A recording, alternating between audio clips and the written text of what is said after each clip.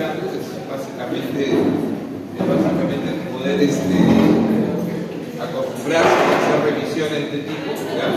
Esas revisiones ustedes las van a encontrar con facilidad. ¿Me escuchan bien? Sí, doctor, se escucha bien. Ya. Esas revisiones las van a encontrar con facilidad en el acto de él, ustedes tienen a la mano, ¿ok?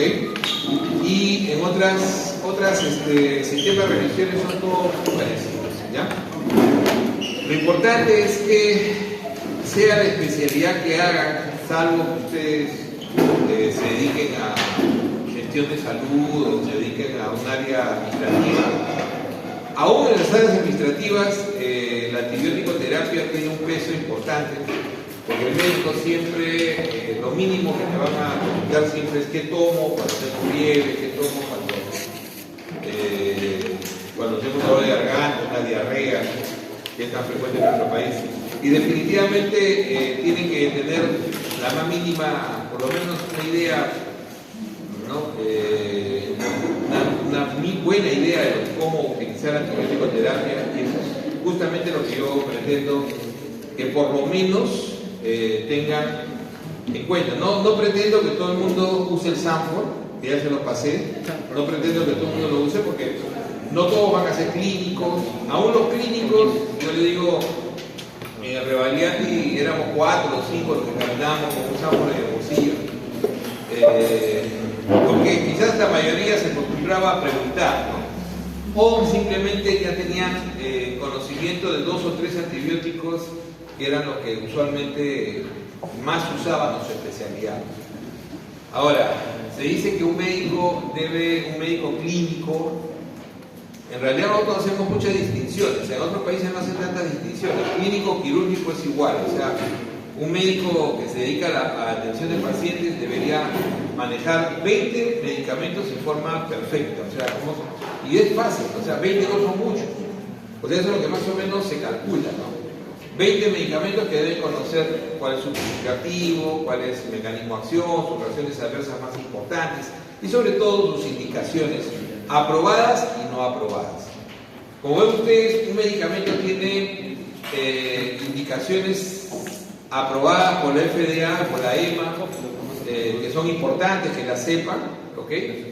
Pero también tiene lo que se llama off the label, que es las indicaciones que se utilizan a veces que no han sido aprobadas por muchos organismos, pero que funcionan. Funcionan y están en proceso o están todavía en discusión. Nosotros usamos muchísimas indicaciones off the label porque obviamente nos falta recursos en algunas circunstancias, ¿no? Por darles un ejemplo, o sea, manejar un paciente con hipertensión a nivel hepático, con una cirrosis, con hemorragia y teniendo tan pocos recursos para poder hacer intervencionismo, el uso del octreotide, por ejemplo, es básico para poder salvarle la vida, ¿no? Pero eso no era una indicación hasta hace 4 o 5 años en el resto del mundo. O sea, yo les digo, acá lo usábamos hace más de 25 años el octreotide. Y cuando lo comenzamos a usar, todo el mundo nos decía, eso está en discusión. Y al final terminó la discusión y todo el mundo lo usa. No digo que siempre va a ser así, ¿no? Pero a veces uno teniendo bien el conocimiento de la fisiopatología de su enfermedad y el mecanismo de acción de lo que van a utilizar, uno puede llegar a buen término y utilizar unos medicamentos en circunstancias interesantes. Entonces, eso es lo que uno tiene que ir, ¿no? Tiene que ir aprendiendo. Siempre lo máximo que uno tiene que tener en la medicina, en la cabeza, lo primero es lo que nunca se aplicó en la pandemia, ¿no? Lo que Zamora, que yo lo conozco, yo he estudiado con Zamora, no es mi promoción por suerte, éramos enemigos políticos en la universidad. Yo era dirigente del área, él era dirigente de Izquierda Unida. Nos enfrentamos en San Marcos, en esa época era una cancha de enfrentamiento.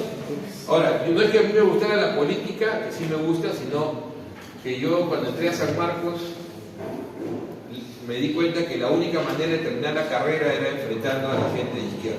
No había otra manera. Era la rémora. era la rémora que tenías que arrastrar para poder avanzar. Entonces, la única manera era salirse del mismo canal que estaban todo el mundo metidos en el Centro Superior de Medicina. Sé que ahora es muy bueno, es diferente, pero en ese momento era un nido de senderistas, la 50% eran senderistas, yo los conocía, intentaron captarme en esa época, estoy hablando de 83, conocí a Juan Morote, conocí a varios, ¿no?, de sendero, y nos enfrentamos a ellos de una manera bien sencilla, o sea, simplemente unimos yo uní mi promoción, hasta el día de hoy, yo soy presidente de mi promoción hasta el día de hoy. O sea, uní mi promoción alrededor de trabajar y terminar la carrera. Una carrera que debíamos haber terminado en 7 años, la terminamos en 9 años. Y como yo sabía que debíamos terminar en 9 años, porque no había otra manera, por las huelgas y por todo lo demás, entonces a la gente le dije, mira, vamos a aprovechar el tiempo. El ciclo, por ejemplo, más importante, que era medicina interna, en lugar de hacerlo en 40 semanas, lo vamos a hacer en 60 semanas. Un poco más de un año. Porque igualito la gente va a estar en huelga. ¿Para qué te vas a tu casa? Nos quedamos en el hospital. Ya, la gente dijo, ya para acá. Y si alguien me dice, sirvió cualquier cantidad, ¿no?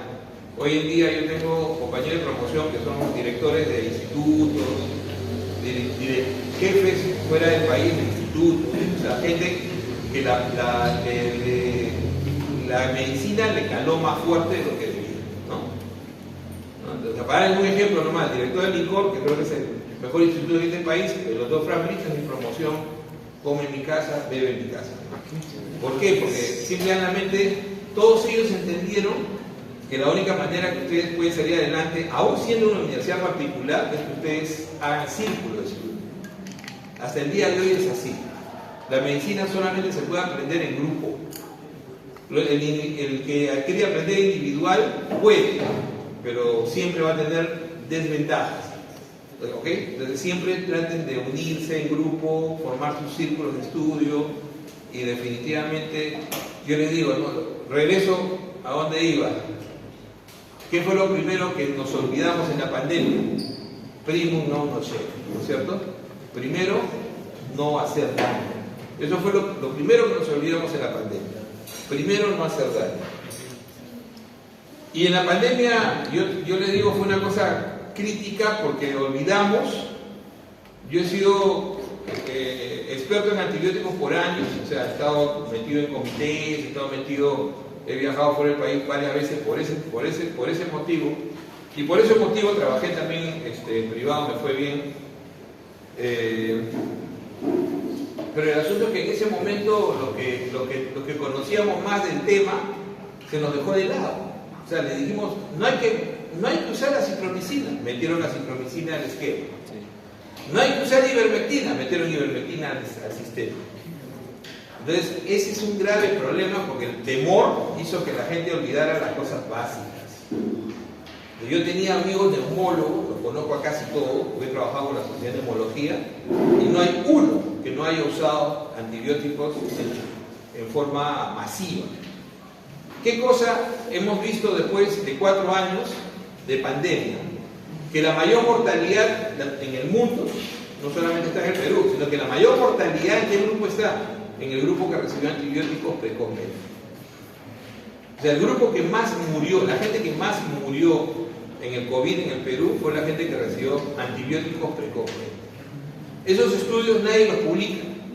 O sea, están publicados a nivel internacional, pero nadie los publica en periódicos o en revistas de circulación nacional, porque obviamente chocas con quién.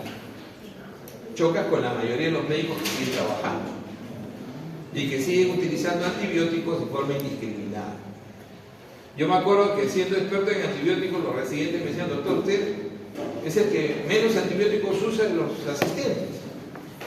O sea, no es que no quería usarlos, sino que había momentos en que yo decía, este paciente tiene fiebre, este paciente tiene una enfermedad sistémica, tiene reacción inflamatoria sistémica, este paciente tiene lesiones que no corresponden a un proceso infeccioso, pero ya venía de emergencia con antibióticos. Sepsis. Todo el mundo era sepsis. Sepsis. Y el paciente tenía una vasculitis. Obviamente retiran el antibiótico, ese paciente necesitaba diagnóstico. Entonces, la segunda máxima que nunca deben olvidar ustedes como futuros médicos es: puedes equivocar el diagnóstico, pero no el tratamiento. Entonces, lo que yo pretendo en este curso es que ustedes tengan las bases de no equivocar el tratamiento. O sea, tú te puedes equivocar el diagnóstico, pero no debes equivocarte nunca el tratamiento. ¿Ok? Lo tercero que les quiero dejar es: en nuestro país hay muchas enfermedades que son relativamente fáciles de diagnosticar, pero a veces uno, disculpe que lo diga así, tiene la paja en la cabeza pensando que tiene que diagnosticar cosas raras. Entonces se olvida de lo básico de una enfermedad, de lo simple que puede ser. Y entonces hay una máxima en la medicina, espero que la hayan escuchado alguna vez, que dice: cuando escuches cascos a lo lejos, no pienses en cerdas, piensa primero en caballos. Y eso es importante, porque uno nunca debe perder la objetividad de lo que primero tienes que descartar. Entonces eso es básico, ¿ya? Ahora, en antibiótico-terapia, uno cuando decidan usar un antibiótico, lo primero que tienen que pensar es en el espectro, en qué bacterias tienen que pensar en la bacteria, y eso es lo primero que vamos a ver en este esquema que les voy a presentar, ¿ya? ¿Qué es lo primero que tienen que pensar? Nadie sabe utilizar antibióticos si no es un experto en microbiología. No experto, pero por lo menos tener una idea clara de qué cosas son con qué te enfrentas, ¿no? ¿Dónde están? ¿Cuáles son las floras? Lo segundo es qué cosa tienes delante tuyo, o sea, la biología del paciente, ¿no? Es importante, cómo va a responder ese paciente, qué edad tiene, qué peso tiene, qué albúmina tiene. Ya vamos a terminar el curso y a ver, a cualquiera de ustedes, Flaco, ¿cómo te llamas? Sí, tú. Farid. ¿Ah? Farid. Gary. Farid. No vas a poner una bomba, ¿no? Farid. La mente comienza ahorita. A veces verás. Ahí es. Alajabá. Ok, está bien. Farid, a ver. ¿Por qué es importante la albúmina al momento que tú pienses dar un antibiótico a un paciente? Obviamente antibiótico parenteral le vas a dar. O sea, un paciente que estás en el hospital, tú eres el interno. Lo primero que vas a hacer es internado. Y ya en el hospital tú dices: ¿por qué es importante conocer la albúmina? La albúmina es la que mantiene la presión oncológica. No, está bien, pero te digo, para dar un antibiótico, por ejemplo, ¿por qué sería importante conocer la tasa de albúmina? filtración ¿Ah? glomerular, la tasa de filtración glomerular. A ver, pues déjenlo hablar, si hacen silencio no vamos a poder, ¿por qué? Por la tasa de filtración glomerular, si es adecuada. La tasa de filtración glomerular no tiene que ver con la albúmina. O sea, influye en el flujo, pero no va. A ver, creo que no la tiene. ¿Quién la tiene? A ver, hija. Por la ligazón, ¿no es cierto? Es importante. Ahora, te pongo un ejemplo clarísimo. Yo les decía a los residentes, me acuerdo que en el 2010 comenzamos a utilizar ertapenem, ¿ya? Fuimos el primer hospital que empezamos a usar ertapenem. Entonces usábamos ertapenem en infecciones por E. coli Blake, y yo le decía a mis residentes: a este paciente dale 500, la mitad de la dosis, pero cada 12 horas. Empieza con 1 gramo y le da 500 cada 12 horas. Me miraban y me decían: doctor, pero ertapenem es 1 gramo cada 24 horas. Sí, le digo, vas a darle la dosis de inicio de dosis, de ahí vas a darle cada 12 horas. Sí, ¿por qué? ¿Por qué? Pues le digo: mira a tu paciente está desnutrido, está hematoso. ¿Cuánto tiene albúmina? 2.2. Entonces, ¿cuánto tiempo cuánto de tu medicamento permanece ligado a la proteína? Menos. Por lo tanto, tienes mayor cantidad de medicamento libre. Entonces, dale 500 miligramos, hermano, con 500 estás cumpliendo. pero se va a depurar más rápido, por lo tanto tienes que darlo cada 12 horas, ya no cada 24. O sea, al final le das lo mismo, pero partido. Cierto. Porque vas a tener mayor cantidad de medicamento libre, pero se va a depurar Se más elimina, rápido. ¿no? Entonces tienes que volver a darle la otra mitad de la dosis, Cierto. y le vas a dar 500 cada 12 horas.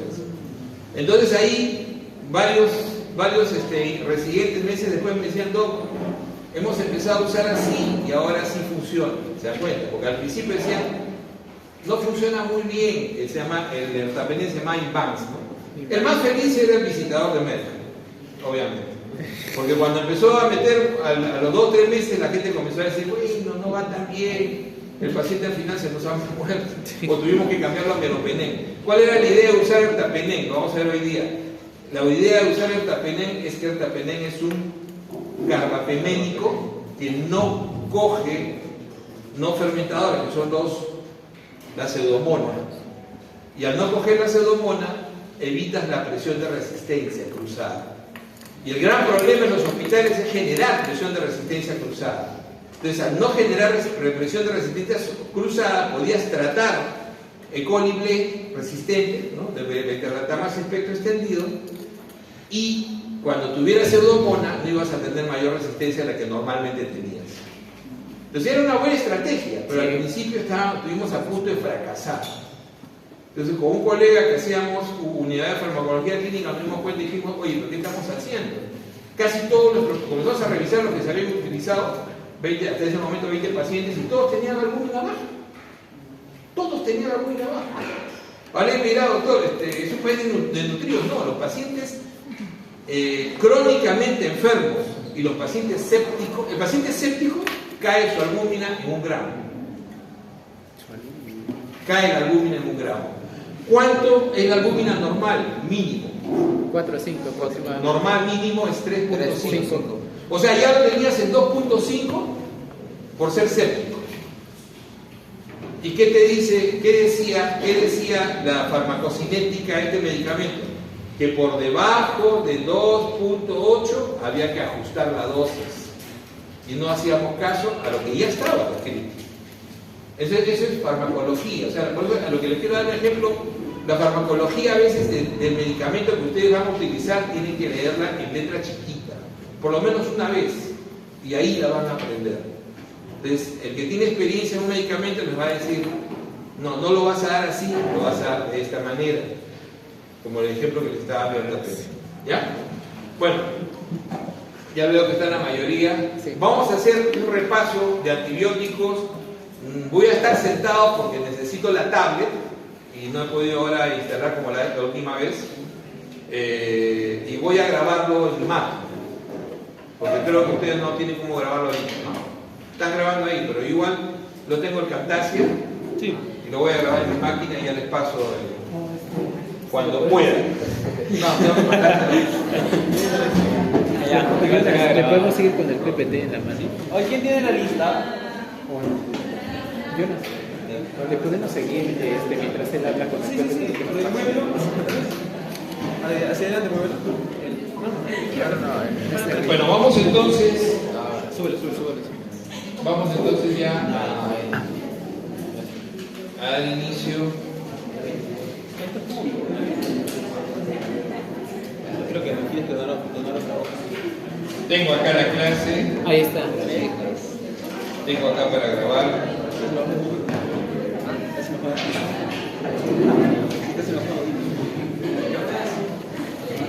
Listo, doctor. Doctor, ¿me puede enviar el PPT, por favor? Ya se los envié temprano. Sí. ¿Qué? Jonas. ¿Lo tienes? WhatsApp. No me envían. No me envió. ¿Seguro? Hoy día no hemos conversado hoy día, doctor. ¿Y aquí se lo envió? Ojalá todo delegado. ¿Qué? Oh, ya se llenó, ya. Por lista viene, por lista viene. Por lista. ¿Qué han dicho? Ahorita quieren que lo envíe. ¿Dónde llega?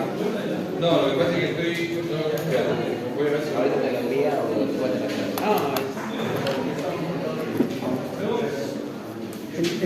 Chicos, Andrés, ¿saben cómo es el sabor? Es un libro que envías un libro, ¿no lo recibiste? No lo vi. A ver, Por lo voy a favor. enviar. ¿Es pequeño? Así. Es solamente 2.000 pesos. No, solo 30 pesos. Es como una guía antimicrobial de... Me voy a comprar esa. Es de antibióticos nomás. Sí, solo antibióticos. Antibiotiterapia. Ajá, Ya. perfecto. Antimicrobial. Ahí está cargado. Vamos entonces a empezar este resumen de antibióticos. A ver si...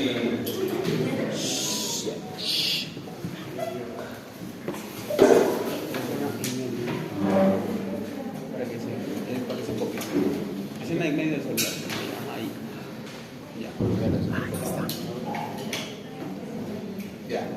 Entonces vamos a ver en este modelo importantísimo de lo que les decía, cómo voy a utilizar los antibióticos que estoy aprendiendo en la farmacología clínica. Entonces, una de las primeras cosas que ustedes tienen que definir acá es lo que les decía, es conocer el organismo que causa infecciones con mayor frecuencia. Entonces tienen que conocer qué organismos son. O sea, los aeróbicos gram positivos, recuerden que es fundamentalmente piel, ¿no? Son los grandes asesinos intrahospitalarios, estrafilo, estrepto, pero también está a nivel respiratorio el neumococo como uno de los grandes, ¿no? Uno de los grandes patógenos. Conocer que los bacilos gramnegativos entéricos son un problema fundamental en la vía urinaria, en el abdomen y en infecciones intrahospitalarias. Entonces, ese es el conocimiento que deben conocer.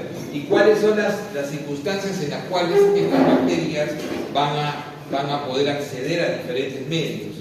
Entonces, de ahí conocer los mecanismos de resistencia. Hay bacterias como los estreptococos, ¿no? A, B, C y G que no generan resistencia realmente. Su resistencia es mínima en algunos casos. El neumococo, ¿a qué es su resistencia? Si es un gram positivo, su resistencia inicial, ¿no? Será a penicilina, pero levemente, sobre todo a amoxicilina, y su resistencia final, al ser resistente a penicilina, ¿qué tendrás que usar? Tienes que conocer ese sistema de resistencia para saber que ahí le vas a tener que dar vancomicina, por ejemplo. Tienes que conocer lo que son los plasmidios, lo que son la beta-lactamasa de espectro extendido, ¿no? Hay que conocer un poco el AMPC, o sea, lo que son los mecanismos de resistencia específicos de cefaloporinas que nos pueden generar presión de resistencia. Conoce los organismos que causan infecciones con mayor frecuencia, entonces uno tiene que mapear y decir, claro, si es una infección meningoencefálica, primero está el neumococo, después está hemófilus, si es un inmunosuprimido streptococo, entonces tengo que conocerlo. Si yo tengo una infección en boca, yo sé que son anaerobios de boca, tengo que saber que son lactobacilos básicamente. Si yo tengo una infección pulmonar o respiratoria baja, voy a tener que sé que neumococo primero, hemófilos, moraxera. Si son típicos, si son atípicos, tengo que saber que son micoplasmas, si son ustedes adolescentes, si son ancianos, clamidia, si trabajas con aire acondicionado, legionela. Si tienes abdomen, yo sé que tengo que cuidarme el anaerobio, pero ya no es el de arriba, es el anaerobio resistente. ¿Cuál es ese? El resistente, el bacteroides frágiles. Tengo que saber que ahí tengo bacteroides frágiles. Tengo que saber que los bacilos negativos son muy variables. Los más frecuentes son Escherichia coli y Klebsiella. Pero si tengo un paciente inmunosuprimido o tengo un paciente instrumentado, tengo que saber que Pseudomonas, tengo que saber que Acinetobacter puede ser problemas. Entonces tengo que saber diferenciar cuáles son fermentadores y cuáles no fermentadores. Porque a veces el cultivo, y eso me pasaba con el interno, me decía, doctor, oye, no me han traído el resultado. Es que todavía no han definido, porque ha salido el preliminar, pero traen el preliminar. Es que, doctor, no entiendo, dice bacilo fermentador. Pero si te dice bacilo fermentador, tú ya sabes que ahí tienes que pensar o en E. coli, o en Klebsiella, o en Proteus. O sea, simplemente tienes que conocer esa terminología. Y si te dice no fermentador, seguro que lo que tenemos en problema va a ser Pseudomonas. Entonces, eso tienes que conocer para poder escoger tu antibiótico. El sinergismo es importante, porque hay antibióticos que a veces se combinan y no son sinérgicos, ¿no? Y hay otros que sí. Por ejemplo, el gran sinergismo entre un beta-lactámico y un aminoglucósido, muy utilizado a nivel hospitalario. No debería ser utilizado fuera de un hospital, porque acuérdense que los aminoglucósidos son fármacos intrahospitalarios. Sin embargo, en nuestro país se utilizan amikacina y gentamicina a pasto para infección urinaria, lo cual es un absurdo y un error, más que un error, un horror completo, ¿no? El Ministerio de Salud podría hacer algo rapidísimo. Se prohíbe vender aminoglucósidos en farmacias. Se acabó el problema. ¿Por qué no lo hace? Porque más o menos la venta de aminoglucósidos en el año, ¿no?, es 150 millones de soles al año. Obviamente que quienes fabrican aminoglucósidos pueden destinar un 20% para quien quiera prohibir esa venta. Es así de sencillo. Yo le digo, yo trabajo en la industria y eso se hace.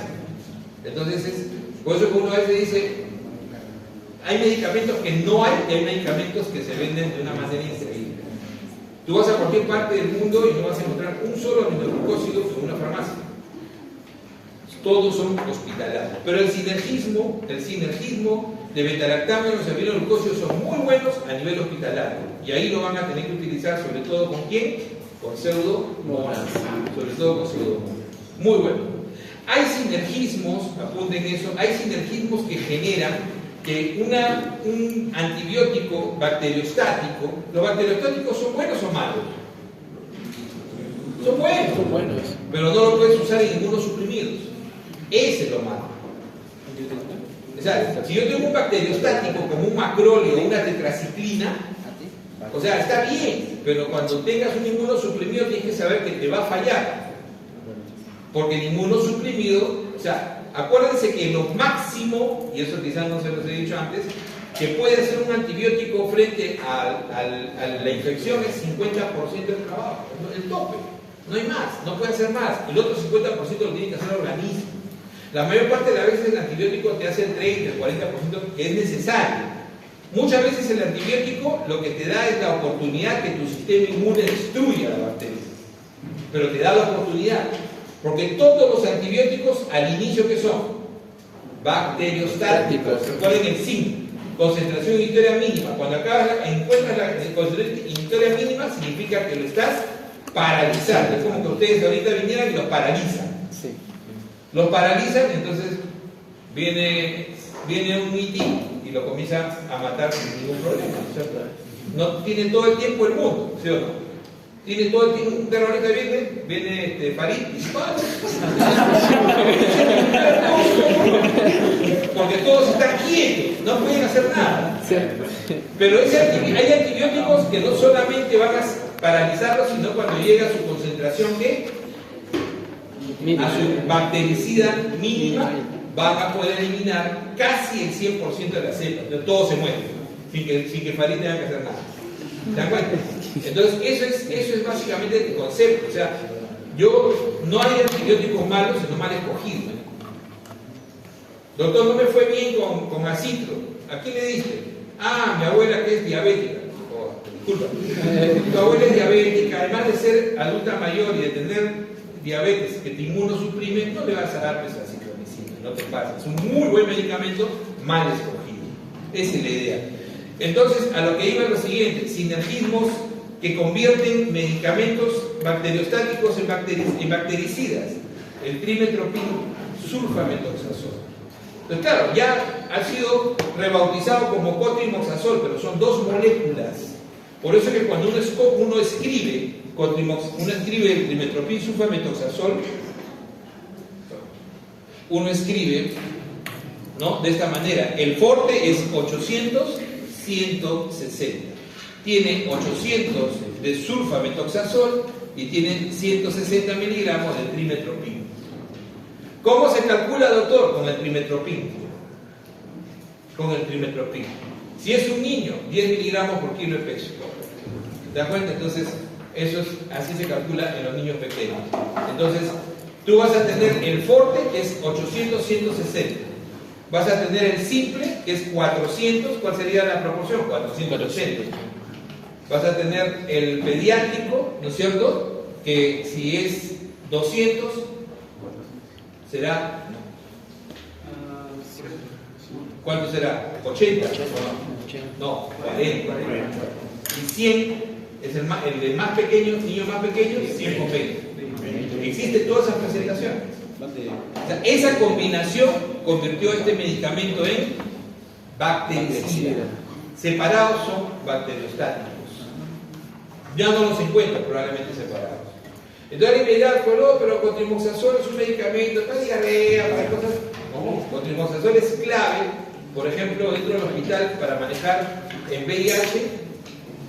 ¿Qué cosa asesina a los pacientes con VIH cuando están en fase SIDA?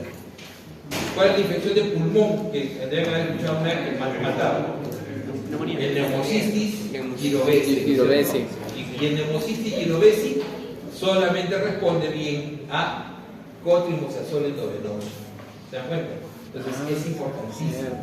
Un asesino intrahospitalario de pacientes que tienen escaras es la Stenotrofomona maltófica. Y toda la vida la Stenotrofomona nos jugaba malas pasadas porque siempre usábamos metalactamo, carbapenem, cefaloporinas, combinábamos con aminoglucósidos, combinábamos con... Y ninguno era sensible al Stenotrofomona. Cuando recién se descubrió que esta bacteria era Stenotrofomona, y recién los microbiólogos dijeron, es sensible a cotrimoxazol, a tu cochino cotrimoxazol. Entonces ahí tuvimos el problema. Pero los sinergismos también pueden ser inversos. ¿Cómo se llama eso?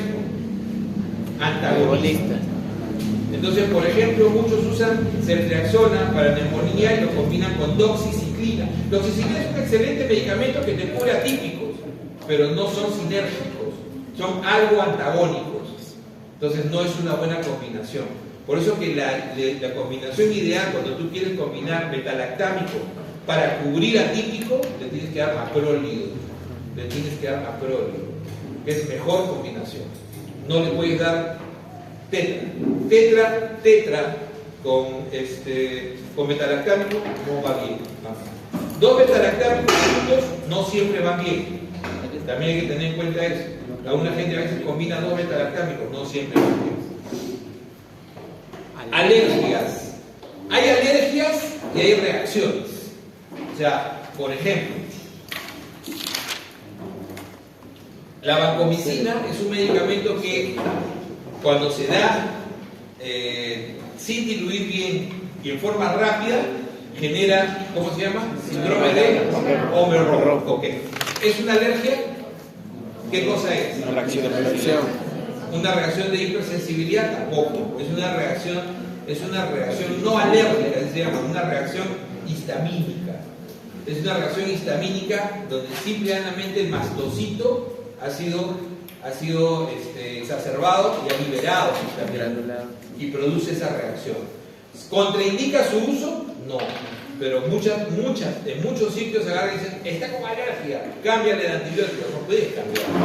Tienes que usar tu vancomicina sin ningún problema. ¿Ok? Sí. O mal diluido. Generalmente la combinación de ambos es lo que más complica. ¿Ok? Ese es un ejemplo.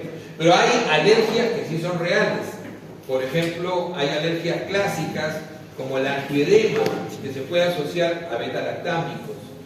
¿Okay? El 5% de los betalactámicos suelen generar reacciones de hipersensibilidad, urticaria, angioedema, y la peor de todas, ¿cuál sería? Anafilaxia. Todas estas son reacciones de hipersensibilidad tipo 1 mediadas por IgE. ¿Ya? Entonces hay que ir conociendo eso.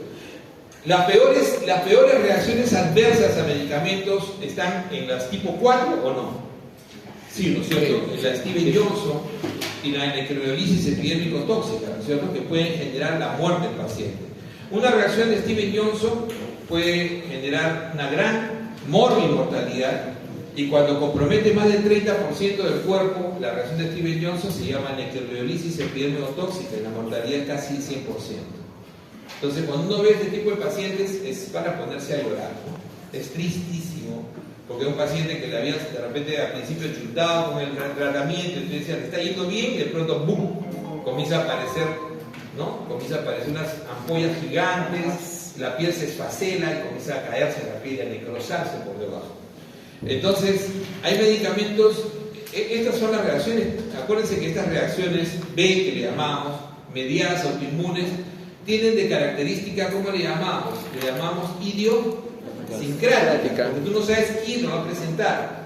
Generalmente no hay un patrón, tú no dices, a cualquiera le puedes, como una ruleta rusa. Son autoinmunes, entonces tú no sabes realmente cómo el sistema inmune de cada persona puede reaccionar.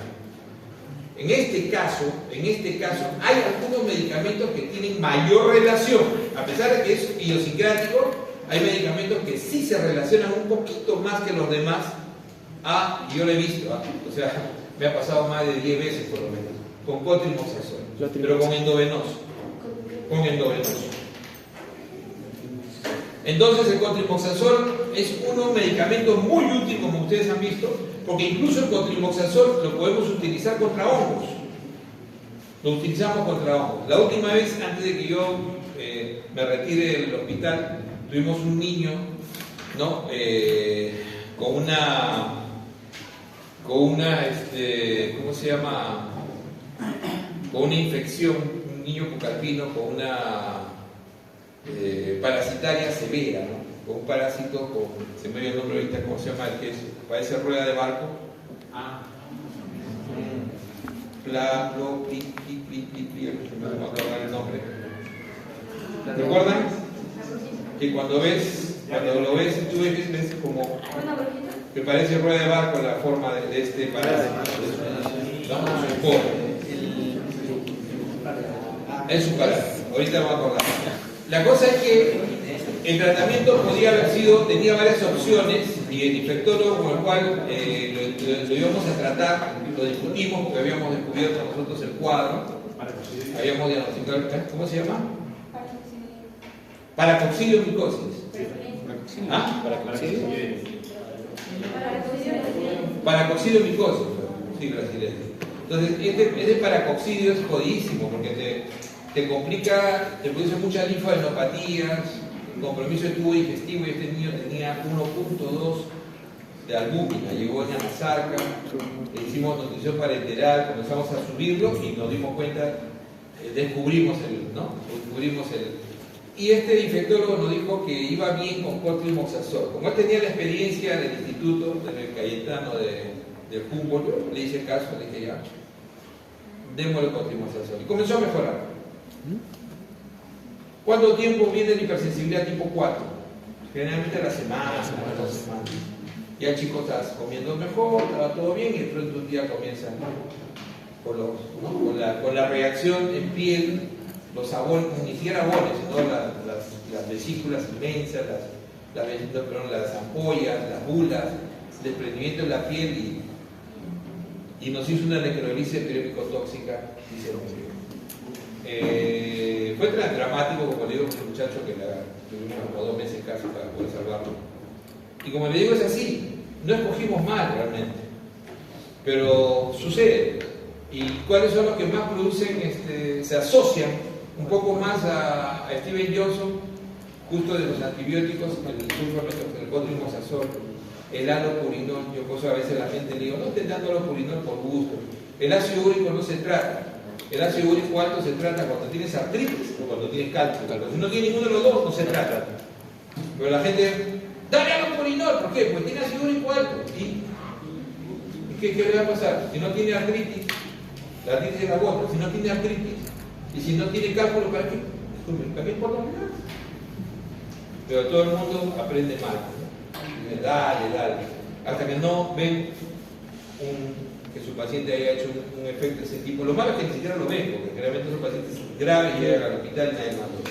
Entonces, eso es importante tener en cuenta, esas reacciones que uno va a tener para escoger el antibiótico.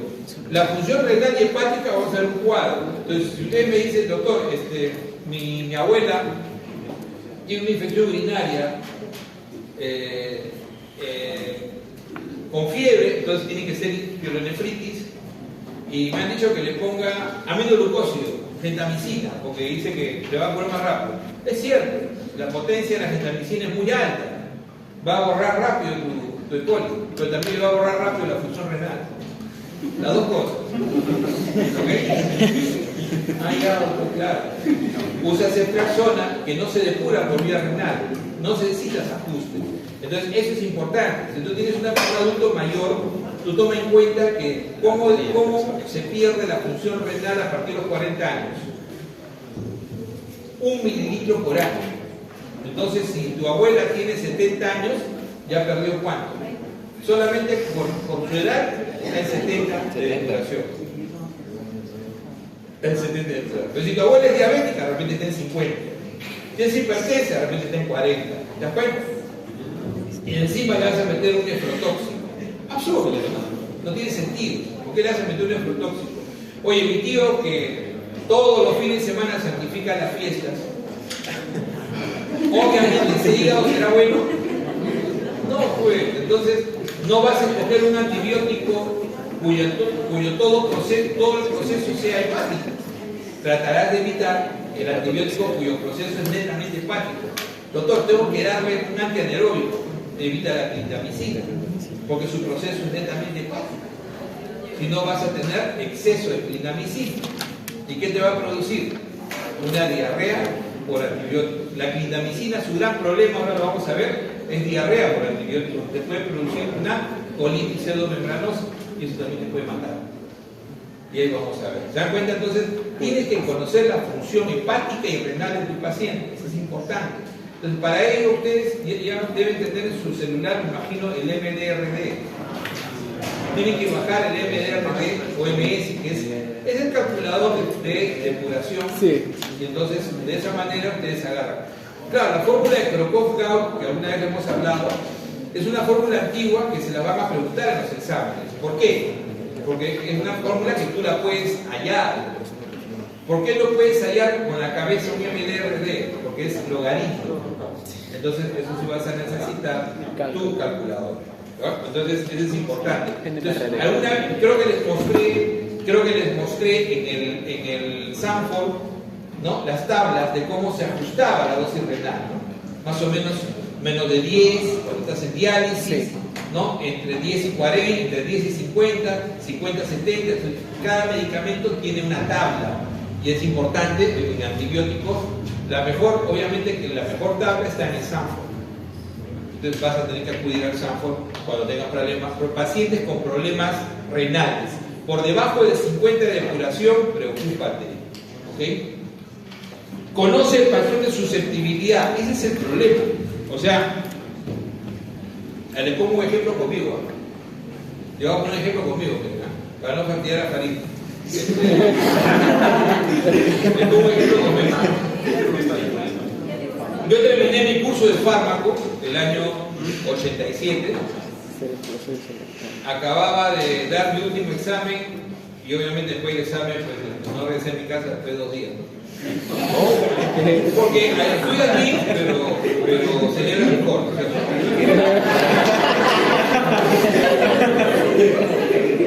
Entonces, domingo yo estaba en mi casa tranquilo y sentía fiebre. Yo siempre a la fiebre he tenido el respeto, nunca me la bajo, digo, la fiebre combate la infección. Seguía con fiebre, me dio un par de diarreas medias raras y en la noche me desperté con un cólico de gases, entre comillas. Entonces me acuerdo que mi mamá me decía, hijo, pero te llevo a la clínica. Déjame, y yo pesaba 63 kilos, ¿no? Era bien flaco. Y entonces agarré, me levanté y me puse a hacer abdominales. Ya iba por el 50.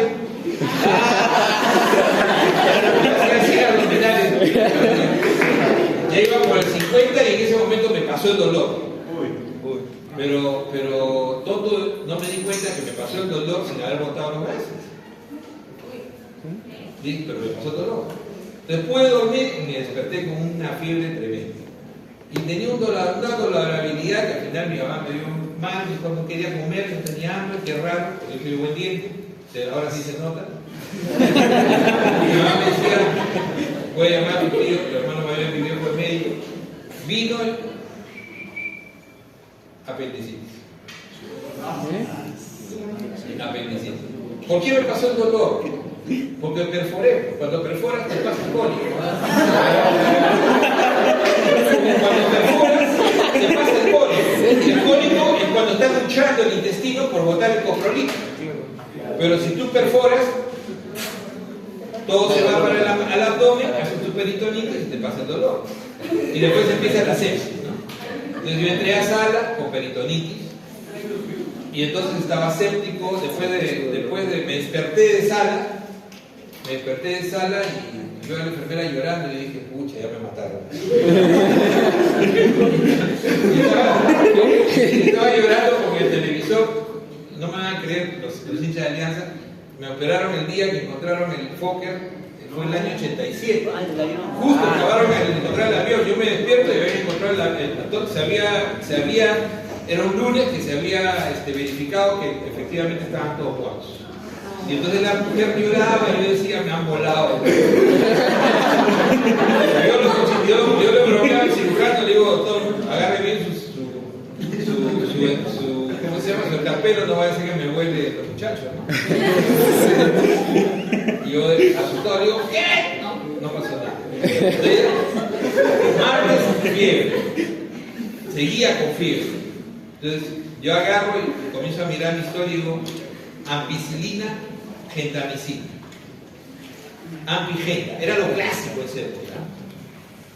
Me subió a 2 gramos de ampicilina cada 6 horas con genta. Y yo le decía, doctor, yo he usado ampicilina pasta, o sea, toda la vida, incluso me habían sacado esa amígdala de niño, ¿no? De los 12, 13 años. Entonces mi patrón de susceptibilidad de una ampicilina para mí es agua. Este pata típico, pues, creyazo, no porque sea el pata recaído, no por eso era así, pero sí era creído como clásico. No, me dijo, de aquí en Zamora. Y tercer día, séptico, ya hacía 40. Séptico, los amigos venían, ya estaban de vacaciones y decían, se morían de risa y yo, por favor, no me hagan reír, porque me dolía encima. Entonces ahí mi tío intervino, trajo un internista, amigo de su promoción, y el toque me cambió a ceftriaxona, ¿no? Me cambió de gentamica y me puso metronidazol. En un día ya no tenía fiebre. 2 días después de eso ya estaba prácticamente que iba a mi casa. Entonces, mal escogido, o sea, pero ahí cosa no escuchó el colega. El patrón de susceptibilidad. Yo le decía, doctor, yo he usado ampicilina hasta para el estreñimiento. O sea, me lo daban cada 15 días, creo, porque acá de niño uno andaba con la faringitis, este frío era lo clásico siempre. En esa época, ¿no? Ha vuelto, ese frío era así. Yo todo el tiempo andaba enfermo de la garganta y ampicilina. Es más, había ampicilina en la aplicación rectal. Se llamaba amigdamultina. Entonces, como el niño no quería tomar, se lo metían con un plomo, así. Era una forma de presentación curiosa, que ahora ya está proscrito, ¿no? Entonces, como le digo, miren la susceptibilidad, siempre hablen con su paciente. Entonces, ahí nomás, en menos de 24 horas, cayó la fiebre. Eso lo he visto 1000 veces ya cuando he sido médico, ¿no? Porque cuando escoges mal el plan, cuando no conoces a tu paciente, entonces los pacientes susceptibilidad. Si tú estás en tu serum, probablemente penicilina sea suficiente para casi todo. Porque ahí los patrones de susceptibilidad son muy bajos. ¿Sí o no? Sí. Pero si tú haces tu serum acá, al frente, allá, ¿no? Cerca del cerro arriba, ya los patrones de susceptibilidad son de Lima, pues. No vas a usar penicilina jamás para una infección común. Ya vas a tener que usar ceftriaxona, vas a tener que usar fluoroquinolona, el asunto es conocer el patrón de susceptibilidad. Ustedes, chicos, tienen que ir conociendo sus pacientes. ¿Por qué? Porque estamos en un país desordenado. Entonces, en otras partes del mundo, los patrones de susceptibilidad te los da el ministerio mensualmente. En Estados Unidos te lo dan todas las semanas, ¿no? Te llega a tu correo. Se llama, si quieren ver cómo trabajan los informes, los gringos, porque no se burlen, a veces piensan que es ñanga, ¿no? se llama Morbidity and Mortality Weekly Report. Bájense, es gratis. Hagan ustedes, entren al CDC, inscríbanse como usuarios, como si fueran gringos, y les va a llegar a su correo todas las semanas una revista, Morbidity and Mortality Weekly Report. Y el Morbidity and Mortality Weekly Report tiene los mejores suplementos para guías de manejo de infecciones venéreas, que ustedes tanto los atacan, para todo tipo, para infecciones parasitarias, etc. Es brutal, es buenísimo, es buenísimo. El Morbidity and Mortality Weekly Report es gratuito. Es gratuito. En cambio acá el INS publica una revista que no le llega a nadie. Es un chiste. Probabilidad de desarrollar resistencia. Eso es lo que decíamos, ¿no? ¿Cómo vas a utilizar fluoroquinolonas por una infección del tracto urinario bajo? No le voy, antes hacía eso, yo ya no les quiero preguntar porque la chica se ofende. Pero las mujeres, la infección urinaria más frecuente del ser humano, el 90% son de mujeres en edad fértil. Alguien me dirá, ¿por qué en edad fértil, doctor? Porque simplemente en edad fértil, ¿no? Otra manera de decirlo, premenopáusica, o sea, en edad fértil, sí, es la mujer que tiene mayor cantidad de relaciones sexuales. Exacto. Y la infección urinaria de la mujer está muy asociada a la relación sexual. ¿Por qué? Porque la uretra de la mujer durante la relación sexual llega a medir medio centímetro por la presión. En cambio, la uretra del varón tiene todo el recorrido de la que usted ya sabe, que es muy variable, y la próstata, que son por lo menos 6 a 8 centímetros. Encima tiene la protección de la próstata. En cambio, la mujer, en ese momento, toda mujer que ha tenido una relación sexual va a tener bacterias en la vejiga, sí o sí. 100%, eso está demostrado. Y tiene una protección natural, claro que sí, el urotelio se protege, y con la micción, por eso que uno siempre tenga la buena costumbre de miccionar después de la relación. Eso es bueno, ¿no es cierto? Es bueno. El Escherichia coli es el 90%. Entonces la ITU, ¿eso cómo se llama? ITU no complicada. Por eso se llama así, ITU no complicada.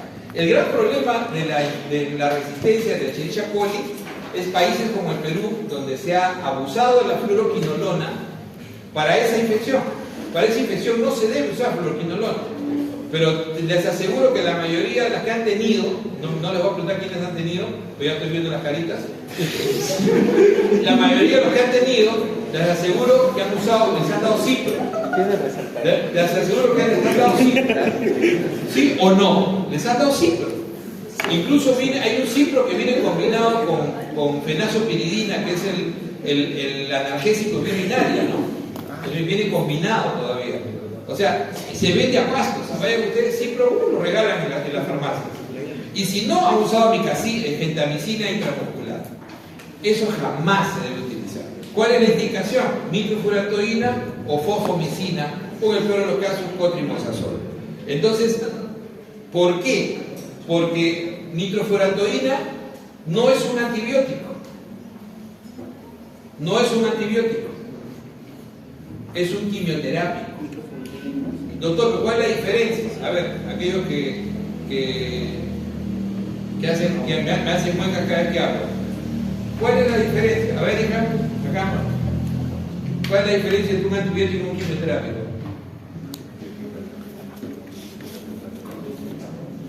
¿Sabes?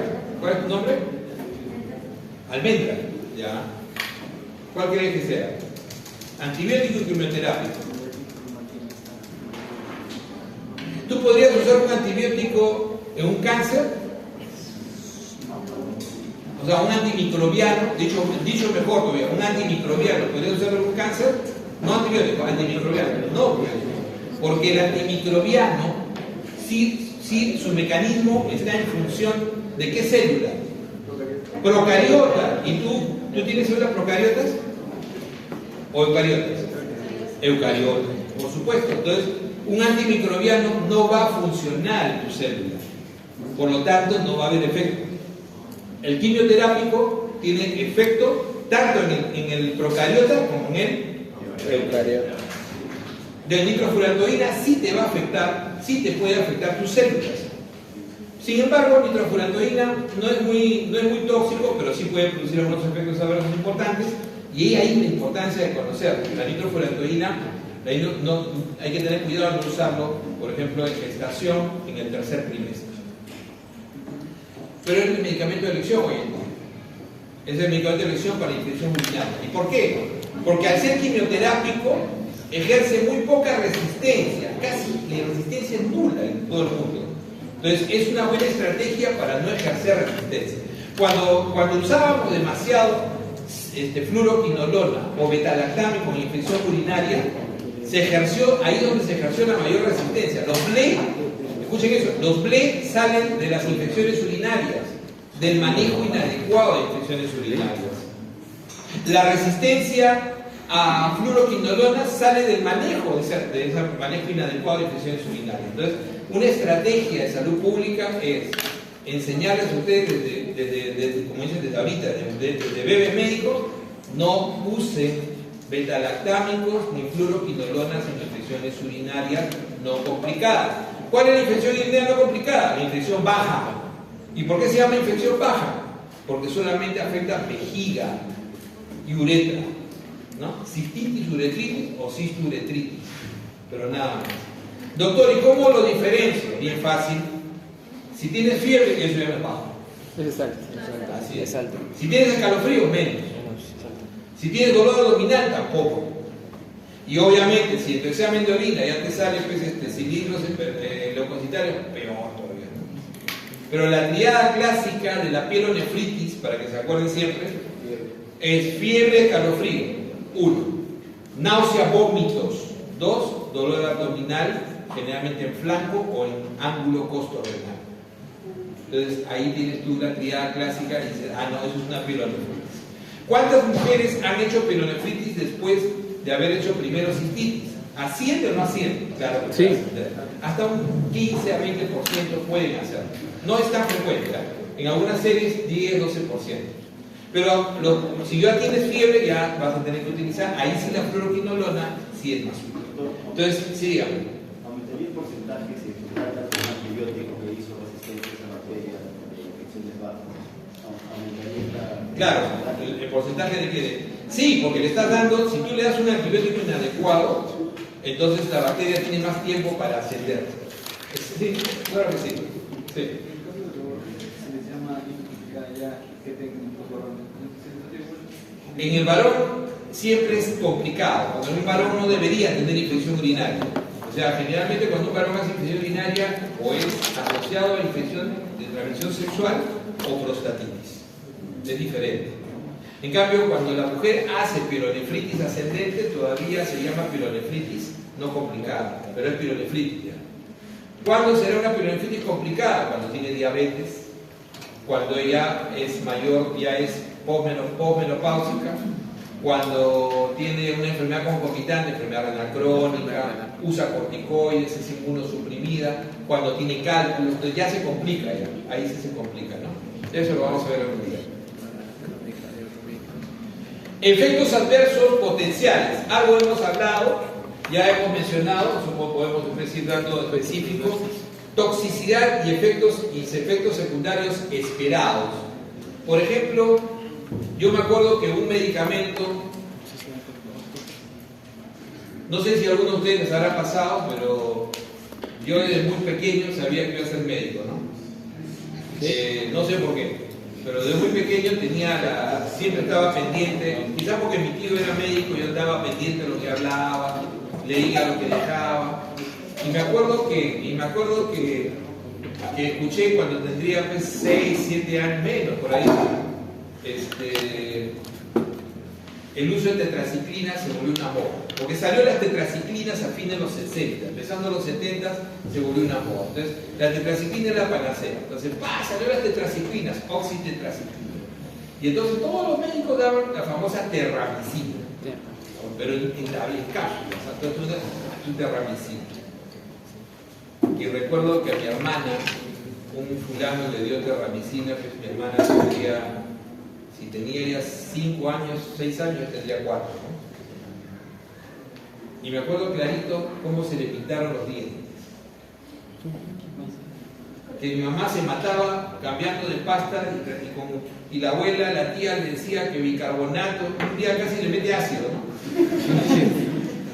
Y no sabía qué había pasado. Y entonces se descubrió, y ahí nomás mi tío Oscar, que justo estaba, por mala suerte no estaba ahí, no estaba en el país en el momento, regresa y dice, pero ¿cómo le van a dar tetracis si eso está ahí? En esa época se descubrió que las tetraciclinas pintaban todo el sistema óseo, incluyendo los... O sea, si a mi hermana le saca un hueso, está pintado amarillo, y de por vida, no se borra. O sea, era el efecto adverso de las tetraciclinas. Hoy en día se sabe que es hasta los 8 años. ¿Ok? En esa época se prohibió hasta los 12 años. Y hoy en día se sabe que con las tetraciclinas de segunda generación el efecto es casi nulo, mínimo. ¿Cuáles son las de segunda generación? Doxiciclina, que es la que más usamos. ¿Y seguimos usando tetra? Sí, tetra todavía se sigue utilizando, ¿no?, en algunos esquemas de tratamiento, especialmente con el Helicobacter pylori. Bueno, entonces ahí tienen ustedes un ejemplo, ¿no?, cómo se va descubriendo medicamentos. Por ejemplo, ¿no?, salió una fluoroquinolona que se volvió una panacea hará unos 30 años. Era cuando nació mi hija, más o menos, está 28 años tiene. La segunda salió, se llamaba esparfloxacina. Entonces, esparfloxacina, yo me acuerdo que me lo presentaron, yo trabajaba en esa época en el hospital de Sauda. Vinieron, tremendo medicamento, ¿no? Nos invitaron a Arequipa a hacer el lanzamiento, con hotel incluido, toda la familia, así, la esparfloxacina. Y entonces yo ya en esa época me gustaba leer todo, yo comencé a buscar, ¿qué es esta esparfloxacina? Incluso se decía, va a ser clave para tratar tuberculosis, la tuberculosis resistente, ¿no? Y entró a esquema de tratamiento de tuberculosis resistente. Y entonces ahí nomás nos dimos cuenta, vale, comenzamos a cuestionar. Un momentito, acá dice que tiene un efecto severo en piel cuando te expones al sol. Y entonces, a pesar de eso, lo metieron al petitorio, comenzaron a usarlo y comenzamos a tener desgraciadamente, pacientes con unas manchas increíbles. La cara manchada, con úlceras centrales. Se retiró el medicamento. Al final el medicamento se retiró del mundo, porque producía un melasma severo, producía manchas que eran permanentes. ¿Ustedes se imaginan mancharse la cara de forma permanente? Entonces ahí viene el problema. Ahí viene una máxima más de la medicina del maestro Pons, que decía: el mejor medicamento no es el último, sino el anterior. ¿Por qué? Porque el anterior ya tiene estudios de fase 4. Acuérdense de fase 4. Sí. Ya tiene estudios de fase 4. Ya puedes saber cuáles efectos no viste en los de fase 3. Ahí vas a ver los efectos. Entonces, nos faltó ver eso para no usar el esparfloxacina. ¿Se acuerdan la historia de la terfenadina? El Tendane, que era un antihistamínico, se lo conté alguna vez. El Tendane, que era el antihistamínico de mayor uso en los años 80 y terminó produciendo QT prolongado, suicidal points, y muchos pacientes se murieron cuando lo combinaban con macróleo. Se retiró del mercado. ¿Qué hizo la industria que lo descubrió? Well agarró y se dio cuenta de que la terfenadina tenía dos metabolitos activos. Acuérdense que hay metabolitos activos. Entonces, después del primer paso había dos metabolitos activos. Un metabolito daba el efecto adverso y el otro no. ¿Qué hicieron? Sintetizaron el metabolito que no daba efecto adverso. Y no le iban, y ya ese metabolito tenía nombre de XL no sé qué terfenadina, entonces no le dieron ese nombre y le cambiaron a fexofenadina. Y entró al mercado la fexofenadina que todo el mundo usa hoy en día, Allegra. ¿Han escuchado Allegra? Es uno de los antihistamínicos más usados en el mundo, Allegra, la fexofenadina. Excelente antihistamínico. Entonces ven ustedes cómo uno de una situación crítica puede sacar algo interesante. Y ahí está el sistema inmunológico, la última parte. Tienes que saber que tu paciente es diabético para escoger el antibiótico o no. Sí. Claro que sí. Tienes que saber que tu paciente usa corticoides o no. Claro. Claro que sí. Tienes que saber si tu paciente es VIH positivo o no. Sí. Claro que sí. Tienes que saber que tu paciente tiene cáncer activo, lo que también se inmunosuprime. Ojo que el cáncer inmunosuprime sin necesidad de quimioterapia. O sea, inmunosuprime de frente por la neoplasia en sí. Y si está con quimio, peor. Tiene una enfermedad inmunológica. ¿Saben qué? Yo le voy a decir algo que a muchos no les va a gustar. Yo cuando pregunto a un paciente, yo le pregunto si es vegetariano o vegano. Y cuando me dicen, sí, doctor, porque especialmente las chicas pues son las que más se pegan a eso, ¿no? Sí, doctor, yo soy vegetariana. ¿Estricta? Sí, allá. Yo ya sé que ese sistema inmune no está bien.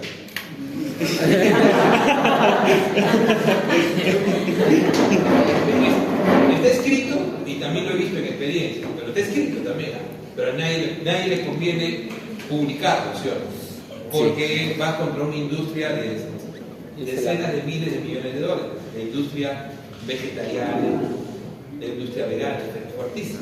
Acuérdense que estamos nosotros pautados por la industria, ¿no? Entonces eso es importante. Ahora ustedes dirán, ¿por qué, doctor? Porque el sistema inmune depende de la grasa animal. El sustrato del sistema inmune es la grasa animal.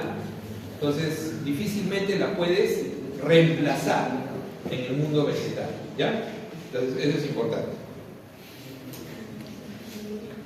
Ahora vamos a ver ya detalles importantes. Miren ustedes, los bactericidas, ¿cuáles son? No se olviden, los beta-lactámicos. Por eso es que son tan importantes los beta-lactámicos. ¿Cuál es la falla del beta-lactámico?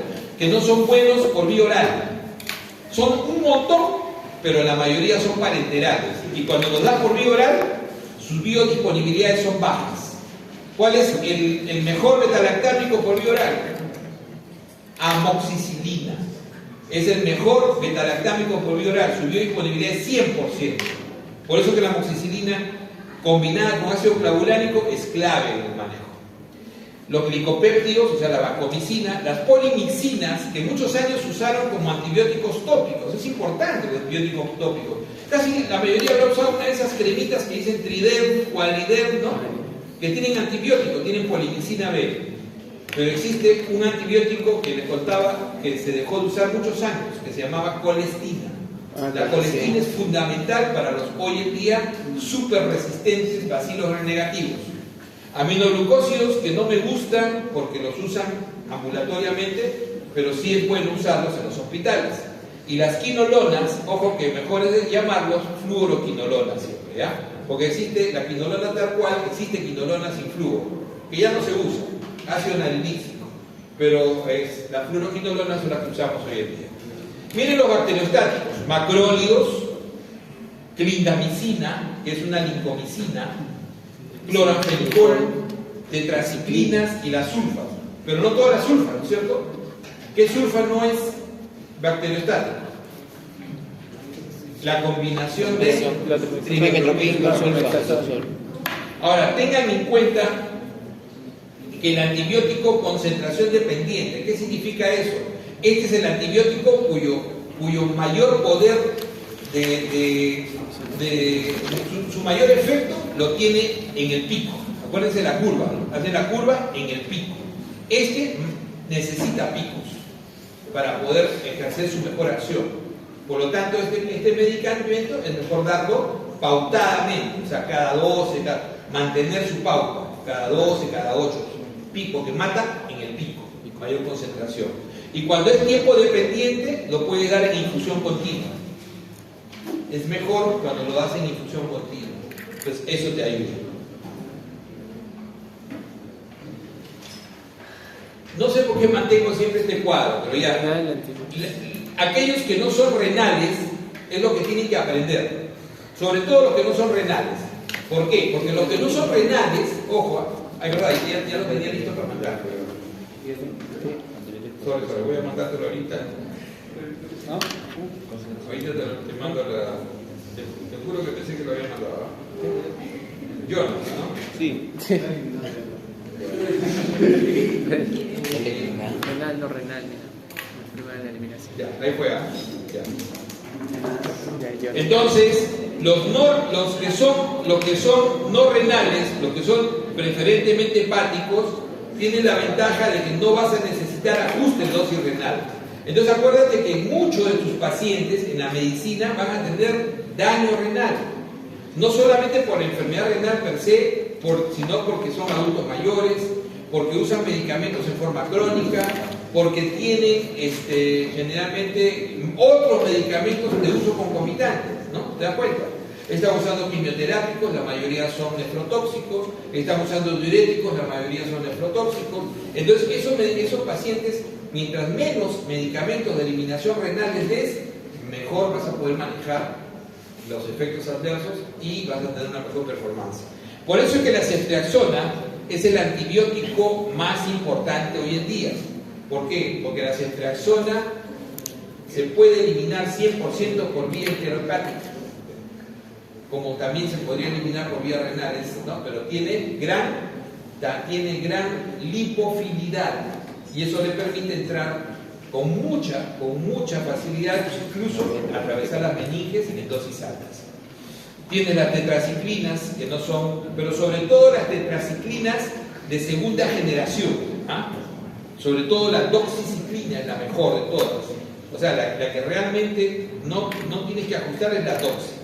Macrólidos, el linesolid, que es una oxalilinona, ¿se acuerdan?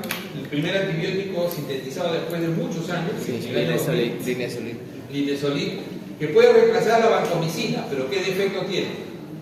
El defecto de ser bacteriostático. Es muy útil, pero es bacteriostático, entonces en inmunosuprimidos puede fallar. Quinupristin, dalfopristin son dos bacteriostáticos que juntos son bactericidas. Es parecido a la historia del dimetropin sulfamethoxazol. Quinupristin, dalfopristin se llaman streptograminas. No los he estudiado, no se los he puesto porque en el país no estuvieron nunca ni van a estar. Se llaman streptograminas. ¿Ok? Apunten, ¿no? Se lo voy a preguntar. Streptograminas. ¿Ya? Y el gran medicamento se llama quinupristin, dalfopristin, que es ideal para estafilococos resistentes y enterococos resistentes. O sea, parecido a la daptomicina, a la telavancina, que son para estafilococos resistentes a vancomicina, a enterococos resistentes a vancomicina. Entonces, en el Revalía que hemos utilizado 2 años, quinupristin, dalfopristin en un protocolo de investigación. No fue muy bien, ¿ok? Pero al final no entró al país, ¿ok? Como parte de un protocolo. La rifampicina es un antibiótico que utilizamos en tuberculosis.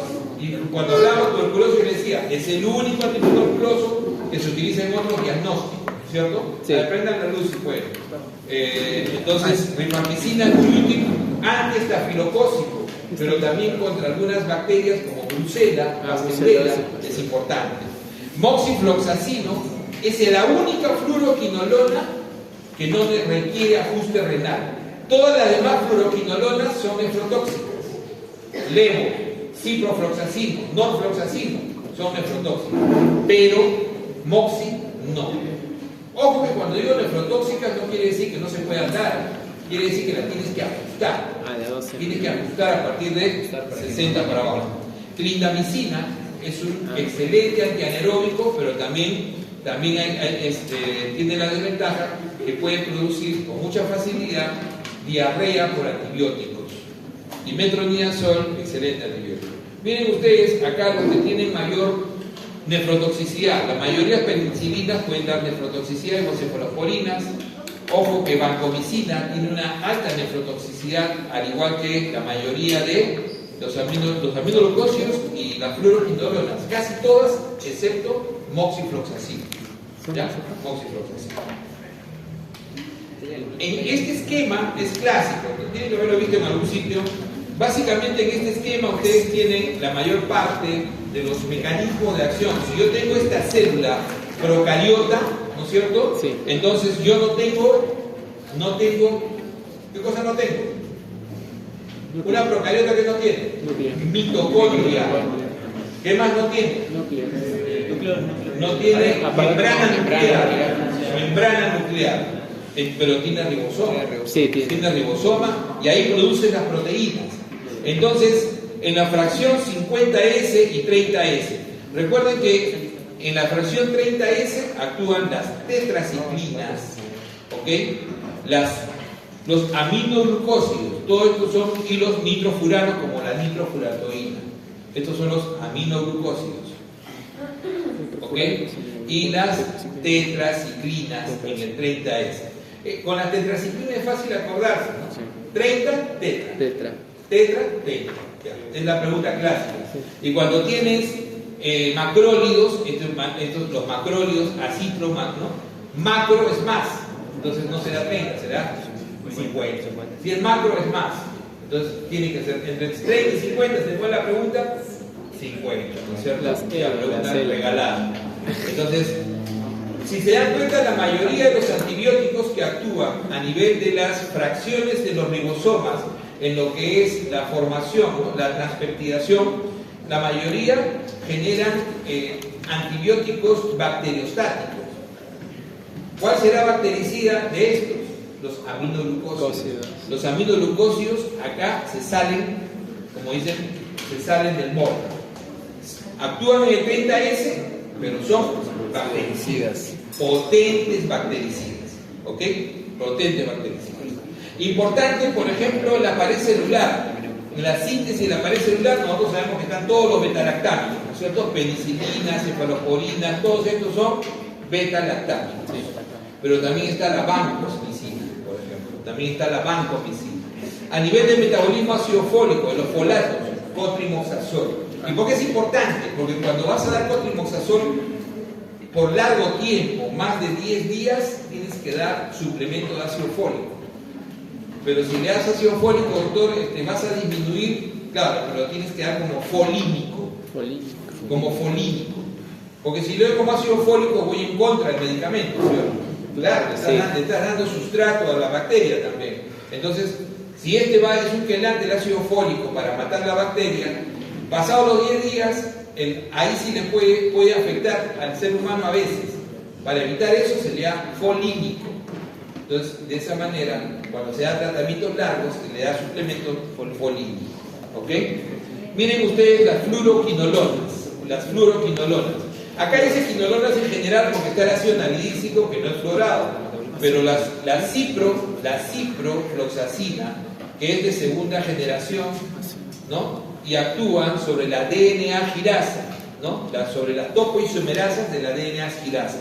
Entonces, ahí tienes cipro de segunda generación, levofloxacina de tercera generación, moxifloxacina de cuarta generación. ¿Ya? Sobre el DNA, la DNA polimerasa, sobre la RNA polimerasa que actúa directamente sobre la formación del DNA está la rifampicina. Acuérdense que la rifampicina siempre debe ir acompañada de otro antibiótico porque fácilmente genera resistencia. Por eso que va siempre acompañado o de isoniazida o de otros antibióticos cuando es patebe, y cuando es brucela va acompañado de doxiciclina. Siempre va acompañado de doxiciclina cuando es brucela o cuando es pasteurela.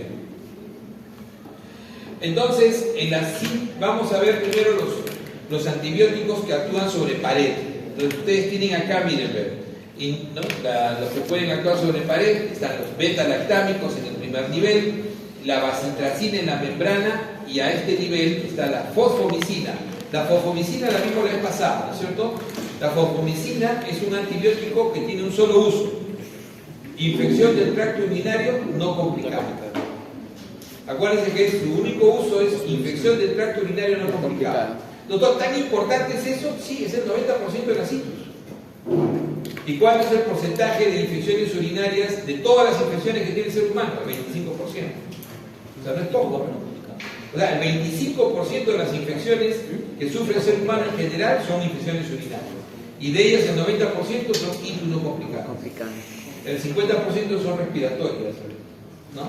El 15% son de piel y partes blandas, y por eso yo les decía, el 10% del resto, que ahí están los diagnósticos más difíciles, uno puede dejarlos a la subespecialidad. Lo que tú tienes que dominar es por lo menos el 90%. ¿Qué significa el 90%? Respiratoria 50%,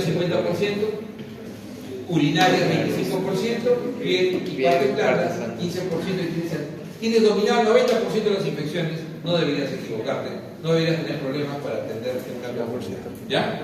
Entonces ahí tienes fosfomicina, la banco también actúa a nivel. Recuerden que la pared celular, además de la bacteria, ¿quién más tiene pared celular en la naturaleza? Los hongos y los vegetales. Entonces, sobre todo, la pared celular tiene una única función, y es resistir las presiones osmóticas que se generan con el medio, porque la bacteria va a ser atacada, ¿por qué? Sobre todo físicamente, por diferencias de presiones osmóticas. Podría reventar, estallar, como podría achicharrarse, ¿no? Dependiendo de la polaridad donde esté. Entonces, ¿cómo resiste a eso? No lo puede hacer con la membrana, porque recuerden que la membrana es totalmente lábil a la osmolaridad, ¿o no? Sí. Eso lo han estudiado, la osmolaridad es básica ahí. Entonces, ¿quién la protege? La pared celular. Doctor, y entonces los que no tienen pared, como micoplasma, como clamidia, por eso son intracelulares. Por eso son intracelulares. Toda bacteria que no se puede proteger a sí misma o no tiene pared celular tiene que ser de vida intracelular. O sea, muy poco tiempo, milisegundos, va a durar fuera hasta que se meta a otra célula. Generalmente, ¿cuál es la célula que busca cuando hay infección? El macrófago. Generalmente parasita en el macrófago. De paso que el macrófago trata de destruirlo, ¿no?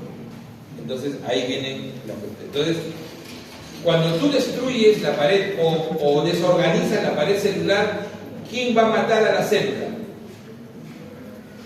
Las presiones osmóticas. Claro, lo vas a someter, lo vas a perforar en diferentes sitios para que la presión osmótica ya la destruya. ¿No? Lo vas a perforar en diferentes sitios, sobre todo a ese nivel. Okay. Entonces, los betalactámicos son una familia de antimicrobianos que están estructuralmente enlazados entre ellos, relacionados, ¿no? Y uno los puede clasificar fácilmente como penicilinas o penicilínicos, ¿no es cierto? Las penicilinas, los agentes relacionados a la penicilina, y de ellos, ¿cuáles son?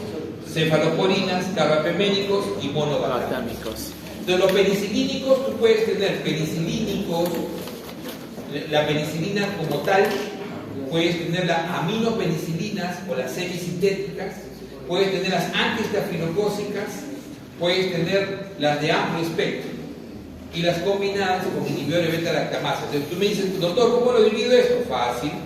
Tienes la penicilina natural, tienes las semisintéticas o aminopenicilinas, ahí tienes quiénes, ampi, vacampicilina, que ya no se usa, amoxi. Tienes las antiestafilocócicas, penicilinas antiestafilocócicas, ¿cuáles? Dicloxanafxilina, ¿ok? Acuérdense, cloxaoxacilina y dicloxacilina. El clásico Posipen que se vende en la calle, ¿no?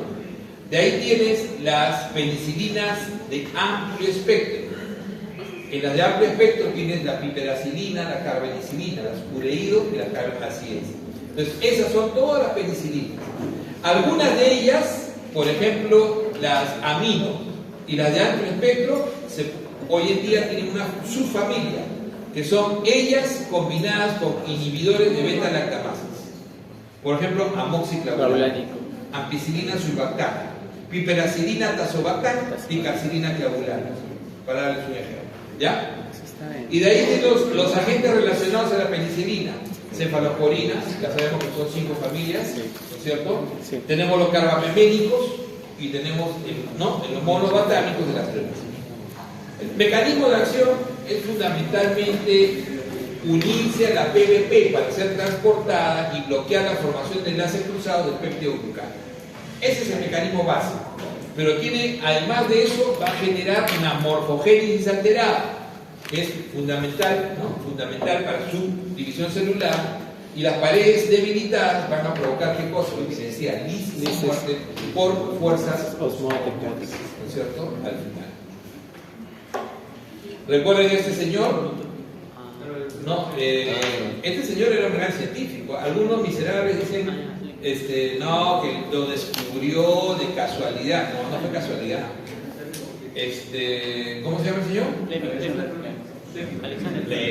Fleming. Él era un microbiólogo. Claro, era un microbiólogo que se fue a la Primera Guerra Mundial y yo le decía, ¿cuál fue la diferencia entre la Primera y la Segunda Guerra Mundial? Que la mayoría de los muertos en la primera fueron por estafilococo.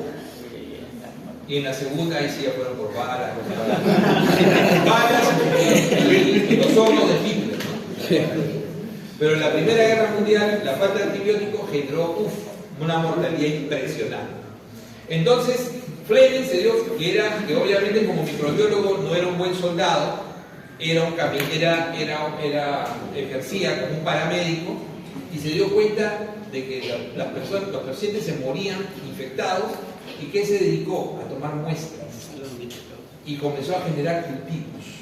Y lo primero que él demostró, digamos, para que muchos ya lo habían hecho, pero él lo demostró otra vez, era que estafilo era el principal problema. Terminada la guerra, Fleming comenzó a buscar cómo inhibir el estafilococo y comenzó a generar una investigación con diferentes placas de Petri que ya habían sido descubiertas, hasta que por fin un día deja una placa de Petri sin tapar todo un fin de semana, llega el lunes y encuentra que había crecido hongo y que alrededor del hongo había un halo sin crecimiento, sin cepas, un halo. Entonces él decía, ¿qué pasó? Tiene ahí, creció el hongo y alrededor había un halo y el resto estaba creciendo la bacteria normal. Entonces ese hongo tenía algo que inhibía el crecimiento del estafilococo. Entonces ahí es donde él comienza a purificar y descubre la penicilina. La penicilina, para su efecto industrial, recién fue producida en 1940. Él descubre esto en 1928. Recién en 1940 la industria primero francesa, después la industria inglesa, y casi al mismo tiempo comienzan a producir penicilina, y eso cambió la historia de la guerra. Entonces, esa es la historia. Tenemos lo que habíamos hablado, las penicilinas naturales. Recuerden que la penicilina B y la penicilina natural sigue siendo muy útil. ¿Cuáles son las indicaciones hoy en día de la penicilina natural? Le voy a preguntar, las indicaciones, cocos gram-positivos, ¿como quién? Como estreptococo. ¿Cuál es el estreptococo más importante del ser humano? El pioma, también llamado estreptococo grupo A, beta hemolítico grupo A. Entonces, el estreptococo grupo A lo llaman gas, por sus siglas en inglés, estreptococo grupo A. Así es, pero lo van a encontrar siempre en la lectura como gas. Entonces, se considera el principal patógeno del ser humano. ¿Por qué? ¿Por qué va a ser el principal, doctor? Porque te produce la faringoamigdalitis bacteriana. ¿Cuánto del 100% de faringitis que ustedes tienen, cuántas son bacterianas? El 15%. Pero ¿cuántas faringitis hay en el año? Brutal, ¿cierto? O sea, suma el 15% nada más. Es un montón de gente que sufre faringitis bacteriana. El gas es la principal causa de erisipela, celulitis, ¿ok? Junto con estafilococo de la piodermia de los niños. Y además de eso, es el inicio siempre de la faseitis. Esas son las grandes infecciones por gas. Pero además de eso, ¿qué más genera el estreptococo grupo A? ¿Genera síndromes autoinmunes o no? Claro que sí. A ver, primer síndrome autoinmune que se acuerda. No, síndromes autoinmunes que azotó los siglos pasados, la era preantibiótica. Fiebre reumática. La fiebre reumática. Es estreptococo grupo A. Lo que precede toda fiebre reumática es infección por estreptococo grupo A. Sí. Después está la glomerulonefritis post-estreptocócica, que es el principal síndrome nefrítico de los niños. La glomerulonefritis post-estreptocócica. Y después está también y eso a veces nunca la he escuchado, psoriasis cutánea. Sí, La psoriasis cutánea. Cutata. Es una psoriasis secota que solamente se ve en niños y que suele aparecer después de una infección grupo A. ¿Se dan cuenta? O sea, el estreptococo te da es una amplísima. ¿Cuál es su tratamiento? Penicilina. Y si no, no tienes que darle parenteral, porque existe la penicilina B oral, que puede dar suficiente. Pero tienes que hacer diagnóstico y darle a tiempo. Pero también puedes tratar con penicilina anaerobios, ¿pero qué anaerobios? Anaerobios por encima de el diafragma. Todo anaerobio por encima del diafragma puede recibir penicilina. La actinomicosis, que es la infección más importante ocupacional de los otorrinos y de los odontólogos, porque se transmite por la boca. ¿Ok? La actinomicosis. ¿Ok? Entonces, sífilis todavía es sensible. Sífilis, hoy en día hay brotes, todavía es sensible a penicilina. Se usa penicilina benzatina. Entonces, tú puedes tener varios tipos de penicilina. Puedes tener la penicilina, habíamos hablado una vez, la penicilina natural, o sea, la G, que es sódica o potásica. Puedes tener combinada para ponerla intramuscular. Puedes tenerla, ¿no?, con clemisol para colocarla cada 24 horas. Procaínica, que es la procaína es un anestésico para ponerla cada 12 horas, porque la inyección es dolorosa. O puedes tener la que se libera a lo largo de 7 días. ¿Cómo se llama esa? Benzatina.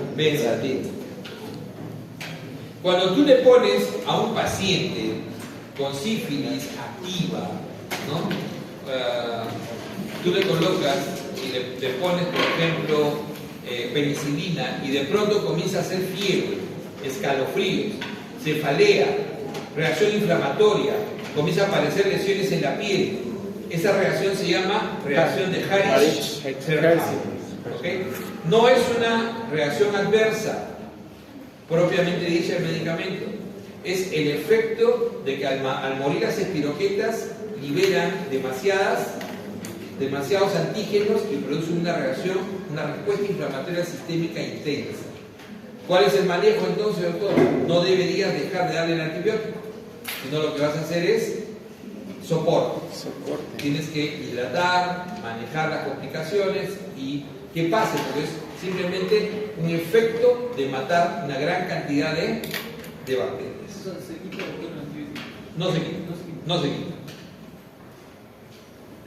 Recuerden que estas son las antiestafilocócicas, ya habíamos hablado, dicloxa, oxa. ¿Cómo se descubrió este tipo? Son derivados de la meticilina. Recuerden que la meticilina, o sea, el estafilococo aureus, cuando era sensible a penicilina, este ya no existe, ¿no es cierto?, de pronto desarrolló resistencia. Esa resistencia, o sea, por penicilinasa, ¿no?, se llamó estafilococo productor de penicilinasa, y cuando se descubrió que la meticilina resistía a esa penicilinasa, entonces el estafilococo cambió a estafilococo meticilino sensible a la meticilina. Pero la meticilina es un antibiótico tóxico. Entonces, ¿qué se hizo? Sacar derivados. ¿Cuáles son sus derivados? Oral, la dicloxacilina; parenteral, la oxacilina; la cloxa es oral y parenteral; la meticilina, ¿no?, y la nafcilina, que también es parenteral. Nosotros usamos oxa. Los americanos, los gringos usan nafcilina. Ahora ustedes dirán, doctor, ¿y por qué usan nafcilina? Porque son más inteligentes, pues, lamentablemente, como brutos nosotros. Porque la nafcilina no necesita ajuste de dosis renal. ¿Es mejor o no? Sí, es mejor. Si un antibiótico no necesita ajuste de dosis renal, su excreción es netamente hepática, es mejor. Deberíamos usar nafcilina, pero bueno, vayan ustedes a pensar. Miren las infecciones, ya habíamos hablado ya, piodermias, incluso endocarditis, que es una infección rara, pero la infección específica de la cubierta interna del corazón, ¿no? Recuerden que su principal síntoma es fiebre, soplo cambiante, ¿no es cierto? Y, ¿cómo se llaman? Las astillas. Años en las de... Aminopenicilinas, ampicilina y amoxicilina. Lo más importante hoy en día de estos, primero, acuérdense ustedes que la amoxicilina es el único que tiene biodisponibilidad oral 100%. Por eso siempre fue importante, pero fue ejerciendo resistencia. ¿Se acuerdan que les mostré un cuadro de cómo ejercía la resistencia? Cuando lo combinas con ácido clavulánico, recuperó. Y no solamente eso, le sumó poder antianaerobio. Hoy en día, la estrategia de usar amoxicilina con clavulánico en todo el mundo es importante para el manejo de infecciones de la comunidad. No se usa en el intrahospitalario. O sea, amoxiclavulánico es para el extrahospitalario, ese antibiótico. ¿Y qué se usa en el intrahospitalario? Ampicilina sulbactam. Es más caro, pero tiene mejor potencia sobre bacilos gram negativos en el intrahospitalario. Entonces, la ampicilina sulbactam es netamente del intrahospitalario. La vía oral de la ampicilina sulbactam es muy cara y se usa muy poco. Realmente, amoxiclavulánico es mejor por vía oral, ¿ya? Pero la ampicilina sulbactam es un medicamento de elección, sobre todo en el intrahospitalario, para neumonía aspirativa. En todo el mundo es el antibiótico de elección para neumonía aspirativa y también es una gran alternativa en la peritonitis. Cuando en los años 60 se comenzó a tener ya a manejar infecciones intrahospitalarias, se comenzó a descubrir que los grandes problemas que había con Pseudomonas, se sintetizaron dos grupos de familias, las carboxipenicilinas y leureídos. Todos estos son antipseudomónicos y muy potentes contra bacilos gram negativos. Entonces, eran muy potentes la ticacilina, la carbanicilina, la piperacilina, azlo y beso. Acuérdense de dos básicamente, ¿no? La piperacilina y la ticacilina. Son los que más se han utilizado. Entonces eran los antipseudomónicos por excelencia hasta los años 90. Después apareció ya la ceftazidima, ¿ok? Pero hasta entre los años 60 y 90, estos eran los antipseudomónicos por excelencia, los que más se utilizaban en el intrahospitalario. Y fueron ejerciendo resistencia, hasta que llegó un momento en que ya no eran útiles. ¿Cómo se recuperaron? Se recuperaron combinándolos. En el caso de ticacilina, con ácido clavulánico. Y en el caso de piperacilina, con tazobactam. ¿Qué es lo que usamos más en el país? Piptaz, piperacilina, tazobactam. Piperacilina, tazobactam. Entonces, ¿cuál es la ventaja de piperacilina, tazobactam? Que debería ser usado solo en el intrahospitalario. La ventaja es que, además de coberturar Pseudomonas y bacilos gram negativos muy bien, cobertura anaerobios. Y eso te da la ventaja que puedes coberturar aspiración, abscesos, peritonitis. Entonces ya no tienes que combinarle, por ejemplo, como en el caso de las cefalosporinas, siempre le tendrías que combinar, si sospecha de anaerobios, metronidazol o clindamicina. ¿Te das cuenta? Generalmente cuando tú usas una cefalosporina, no cubres anaerobios, ¿no es cierto? Sí. Entonces cuando sospechas que una de las posibilidades es anaerobio, es que tienes que sumarlo. Un antianaerobio, tendrías que sumarle clinda o metro. La ventaja de esto es que ya no tienes que sumarle. Ya cubre. Entonces usas piptaz directo y dices allá, estoy cubriendo bacilos gram negativos, los gram positivos más básicos, estoy cubriendo anaerobios. Entonces una sola monoterapia siempre es mejor. ¿Por qué siempre es mejor la monoterapia? Porque hay menos efectos adversos, hay menos interacciones, y eso es importante. Miren, indicaciones, como les decía, en el caso de amoxicilina sola, otitis, neumonía, meningitis, ¿no? Sí.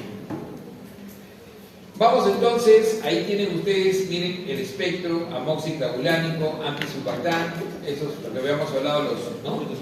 Y antipseudomónicos, sobre todo, piptaz, ¿no? Efectos adversos, reacciones de hipersensibilidad, van en un rango, en las penicilinas en general, van en un rango que van entre 0,7 y 10, promedio 5%. Muchas veces lo que generan es erupción papular, fiebre, angiedema, vasculitis, Convulsiones. PNG a dosis altas se ha relacionado con convulsiones, pero sobre todo lo que más han generado convulsiones, y ahora vamos a ver en un momento, son los carbapenémicos, pero pueden generar convulsiones. La meticilina por eso se retiró, conocida nefritis intersticial. Exantema cutáneo, sobre todo cuando se combina amoxicilina, se le da erróneamente a pacientes con mononucleosis. La mononucleosis infecciosa es una infección por Epstein-Barr muy frecuente en los jóvenes, ¿o no? Se llama la enfermedad del beso. Sí. Entonces es muy frecuente entre los jóvenes. Y muchas veces el médico, al no saber detectarla bien, piensa que es una faringitis estreptocócica y le da amoxi o ampicilina. Y entonces resulta que cuando el paciente tiene esta infección viral y tú le das amoxicilina, puede generar exantema cutáneo, tipo eritema multiforme. Entonces ese es un riesgo. Por eso es que usar antibióticos por si acaso tampoco es una buena, nunca es una buena alternativa. Por si acaso, dice, pues está con faringitis y era mononucleosis, tenía, obviamente que si tiene adenopatías, tenía que haber pensado en mononucleosis. Vamos con las cefalosporinas, rápido. Entonces, son bactericidas, hay naturales semisintéticas. Acuérdense que tienen el mismo mecanismo de acción que las penicilinas. Alguien me dirá, doctor, si todos tienen el mismo mecanismo de acción, entonces, ¿en qué se diferencian? En que son diferentes tipos de PVPs. O sea, se diferencian en que son diferentes tipos de PVPs.